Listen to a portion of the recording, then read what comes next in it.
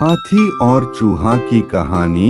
एक राज्य में एक राजा का शासन था। हर सप्ताह पूरी शानो शौकत से नगर में उसका जुलूस निकला करता था, जहां प्रजा उसके दर्शन किया करती थी। एक दिन एक नन्हा चूहा उसी राजमार्ग के किनारे किनारे कहीं जा रहा था, जहां राजा का जुलूस निकलने वाला था। वह चूहा था तो छोटा सा, मगर उसका घमंड बहुत बड़ा था और वह खुद को सर्वश्रेष्ठ और महान समझता था। कुछ देर बाद राजमार्ग से राजा का भव्य जुलूस निकला, जिसे देखने लोगों की भीड़ लगने लगी। राजा अपने पूरे दलबल के साथ था। उसके सैनिक उसे घेरे हुए थे। कई मंत्री और अनुचर उसके पीछे थे। वह एक विशाल शाही हाथी पर सवार था।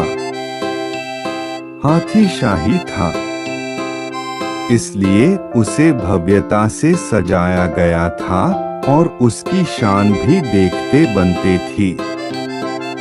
जुलूस में हाथी के साथ एक शाही बिल्ली और एक कुत्ता भी थे।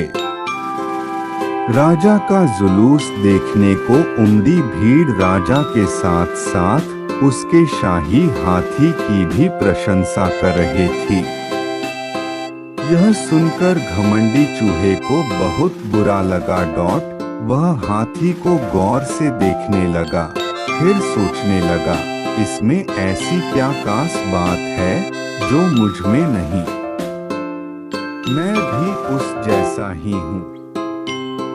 मेरे पास भी 2 आँखें, 2 कान, 1 नाक और 4 पैर हैं। फिर उसकी इतनी प्रशंसा क्यों? उसके विशाल शरीर के कारण, लंबी सूंड के कारण, छोटी छोटी आँखों के कारण या झुर्रीदार चमड़ी के कारण? किस कारण? एक बार तुम लोग मुझे देख लो, उस हाथी को भूल जाओगे। मैं हाथी से ज्यादा महान हूँ। चूहा ये सब सोच ही रहा था कि शाही बिल्ली की नजर उस पर पड़ गई और उसकी लार टपक गई। जुलूस छोड़ वह उसकी ओर लपकी। फिर क्या था? चूहा अपनी सारी महानता भूलकर दुम दबाकर भागा। भागते भागते वह हाथी के सामने आ गया। आगे बढ़ते हाथी ने उस पिद्दी से चूहे को देखा तक नहीं और अपना विशाल पैर उठा लिया।